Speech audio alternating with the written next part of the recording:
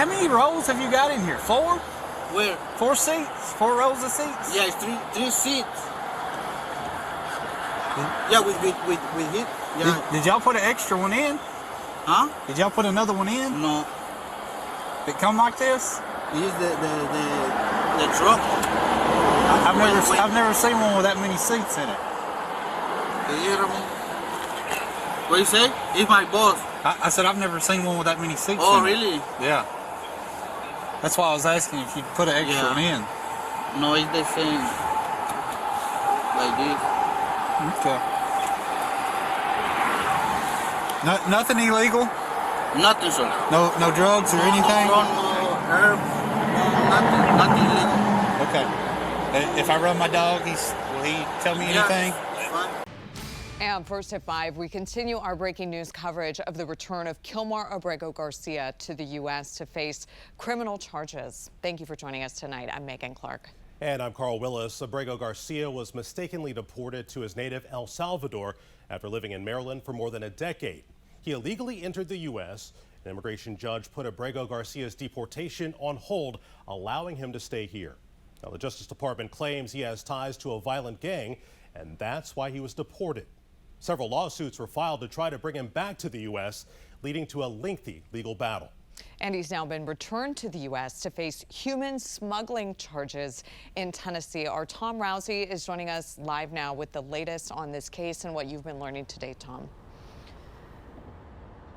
Well, Megan and Carl, Attorney General Pam Bondi spoke a short time ago about this, and she did confirm that Kilmar Abrego Garcia has landed in the United States. ABC is reporting he was expected to land in Nashville, Tennessee, where he's going to face charges in that state. Now, according to Bondi, the president of El Salvador agreed to return him after a warrant was issued here in the U.S. for Kilmar Abrego Garcia's arrest. Here's video that is related to the charges he's going to face in the United States. A grand jury indicted Abrego Garcia on human trafficking in connection with this 2022 traffic stop in Tennessee. Now, during the stop, he was suspected by police of transporting people who were in the country illegally. Bondi claims that he assisted in over 100 trips transporting illegal immigrants to different parts of the United States. She claims he was involved in a scheme to smuggle thousands of people, and she says he also trafficked in narcotics and firearms. The grand jury found that over the past 9 years, Abrego Garcia has played a significant role in an alien smuggling ring. They found this was his full-time job, not a contractor. He was a smuggler of humans and children and women. He made over 100 trips, the grand jury found, smuggling people throughout our country. MS-13 members, violent gang terrorist organization members throughout our country. Thousands of illegal aliens were smuggled.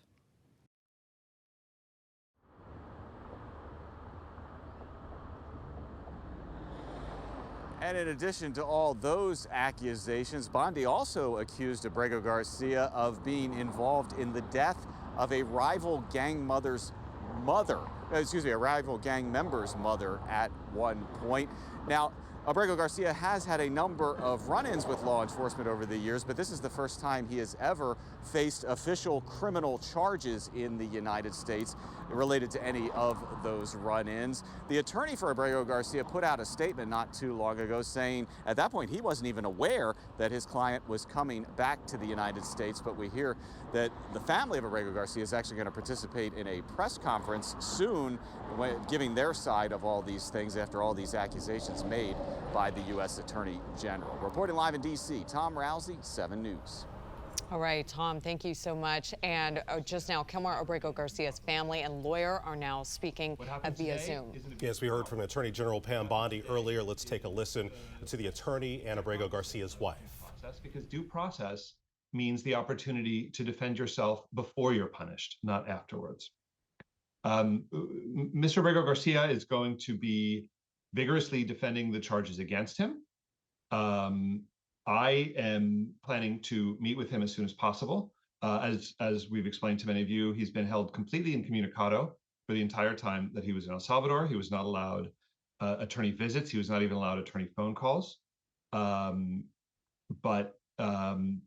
This is nothing like what the Supreme Court envisioned 2 months ago when it upheld the district judge's order requiring that the government facilitate his return in the ordinary course. I think what this really goes to show is that this administration, instead of simply admitting a mistake and apologizing, this matter could have gone away within a week or two after the case being filed. Instead of simply admitting their mistake, they'll stop at nothing at all, even some of the most preposterous charges imaginable, just to avoid admitting that they made a mistake, which is what everyone knows happened in this case. That's all I have to say for now, but I'll be happy to take some questions at the end. Thank you, Simon. Next on the speaker lineup, we have Amma Frimpong. She is Legal Director of CASA. Thank you and good evening, everyone. Almost 3 months ago, the Trump administration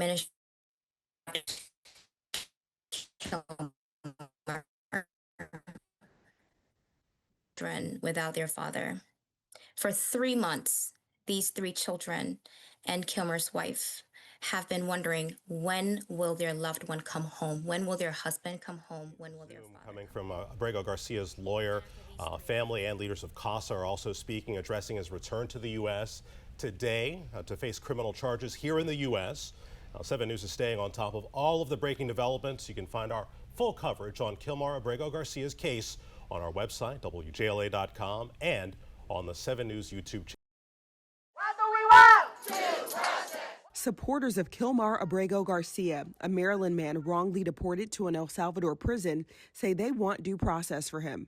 The Trump administration called his deportation in March an administrative error, but has since failed to comply with the Supreme Court's order to facilitate his return. Where the Supreme Court ordered the government to release and return Kilmar, as we have seen over these last few weeks, it was the same thing. The government being absolutely just being very clear that they had done nothing to comply with the court's order. Protesters held signs reading Todos Somos Kilmar, which translates to "We are all Kilmar." Some worry that a violation of one person's due process rights threatens everyone in the U.S. Yes, it's about one man, but it's also about the Constitution of the United States. Donald Trump needs to be reminded that he is not bigger than the Constitution. The federal judge overseeing Abrego Garcia's case held a hearing to determine what officials are doing to bring Garcia back from El Salvador. The judge expressed frustration about the government's latest argument that information hasn't been turned over, in part to protect state secrets. Bring him home now. In the past, the Trump administration has said that with Abrego Garcia in El Salvador's custody, it lacks the power to return him to the U.S. You could clearly tell the judge was not buying it. I'm Sherelle Hubbard reporting. Well, I haven't had a chance to see the indictment yet. I look forward to having a chance to see it and review it. More importantly, I think it's going to be a chance, I hope, for Kilmar to actually have a chance to have a conversation with lawyers who are representing him and give them a chance to look at it as well, so they can address these charges directly. But I think it's important to remember that just up until yesterday, apparently, the Trump administration was saying they couldn't bring him back. He was outside of their control and their jurisdiction. It's clear that they could bring him back, and hopefully they'll bring back the other 250 plus Venezuelans and others who are in this odd status of deportation, even though they haven't done anything or been convicted of any criminal activity.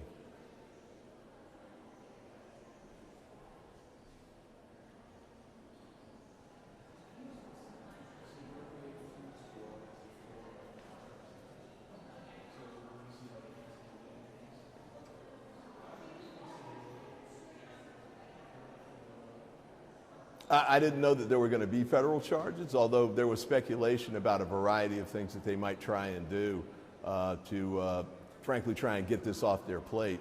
They were getting a lot of heat about him being held in El Salvador, even though the Trump administration admitted that he'd been sent there incorrectly, illegally, and this is one way to do that. Another possibility too is maybe they were just tired of getting the Elon and Donald fight and wanted to get something to try and bump that off the radar screen. But we'll just have to see how that goes. But at least he's going to have a chance to talk to his lawyers now, and hopefully have a chance to start appearing in front of judges here in the United States and get some semblance of due process.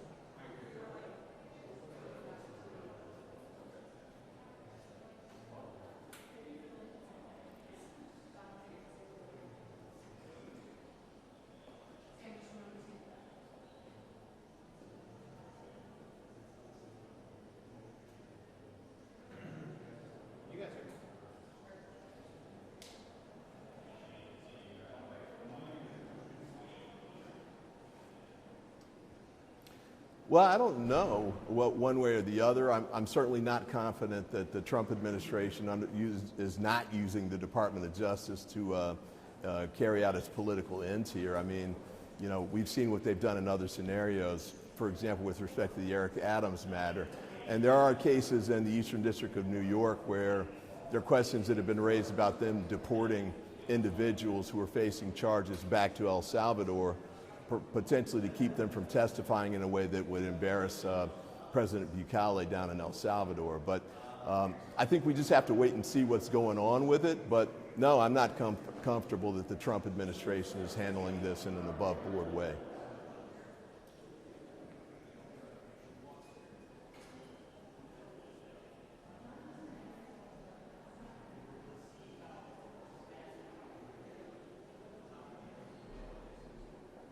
Well, his family attorney, Mr. Newman, was actually in my office at the time this broke. We were just doing a briefing as this came out, so we've had some conversations. He's been on the phone talking with other lawyers who represent Kilmar directly and other members of the family. But, I mean, everybody's still sorting it out, especially since we haven't seen any charging documents yet. So it's a little early for us to be, for them at least, to be trying to form any kind of opinions about how this might proceed. But I do think that at least it's clear now that the Trump administration can bring these people back. Yes, and I really think that they need to get moving on that too. The courts are pushing them to do it. The Supreme Court told them to do something with respect to Kilmar weeks ago. It's unfortunate. They think they got to, charge him with criminal charges before they do it. But, again, at least it's a step in the right direction from the standpoint of him at least having a chance to be seen by his attorneys and get into a United States court.